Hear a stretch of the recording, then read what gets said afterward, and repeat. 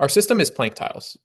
The infamous plank is a great exercise that works for multiple muscle groups and has great benefits for strength, endurance, and posture, which is especially relevant for us students who sit a lot. One of the best things about it is how accessible it is. You don't need fancy gym equipment and can fit it in pretty much anywhere, anytime during your daily routine. The plank is notoriously boring, however. There's nothing engaging your attention and it feels like time just slows down. Playful interaction flips that experience and makes the plank fun. Our aim was to turn the boring plank into a playful experience that makes people going longer and chasing their higher score. Basically, you get into a push-up plank position and tap the tiles as they fall on your screen, trying to get as high a score as possible. We have some design goals, the first of which is to reduce boredom and increase motivation, as well as create interactive challenges.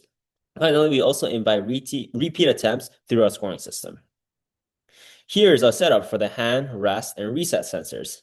Users tap on the corresponding colors of falling tiles, and if users drop their knees, it instantly stops the game.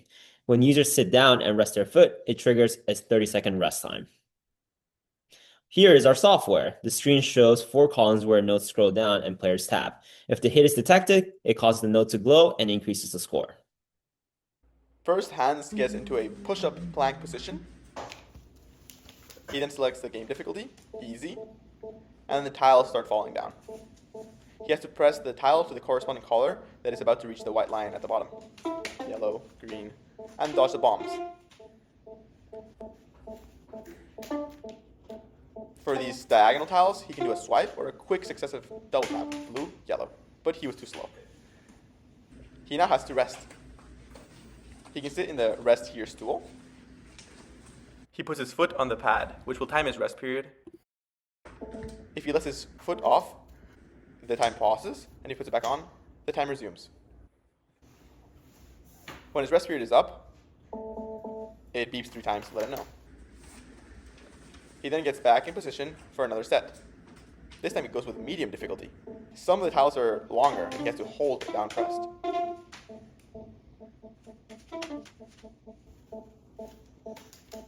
This time he accidentally presses on a bomb. Boom. One last thing would be the knee pads, which are always positioned under his knees.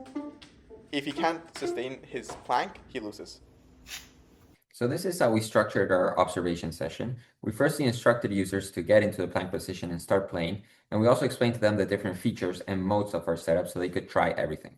Our observations of user interactions focused mainly on plank stability, movement patterns, engagement, and endurance. Finally, these are some of the questions that we asked users after their interaction.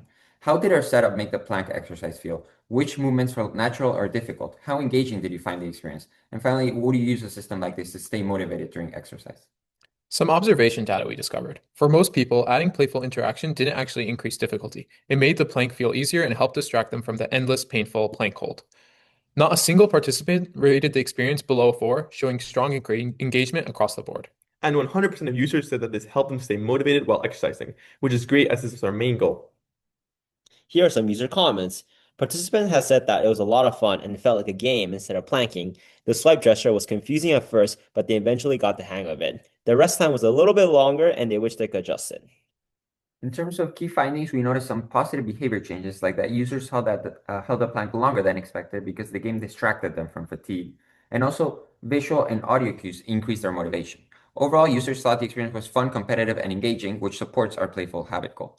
Some patterns that we noticed were that users tended to favor the tiles closer to their dominant hand, and reaching for tiles led to dynamic full body movements. Finally, pain points included users struggling to tap the farthest lanes when fatigued, and users wanting to modify the rest time. Some improvements could be to improve the gesture clarity, especially for the swipe tiles, add a leaderboard for even better engagement, and have adaptive rest times since every person is different. Thank you.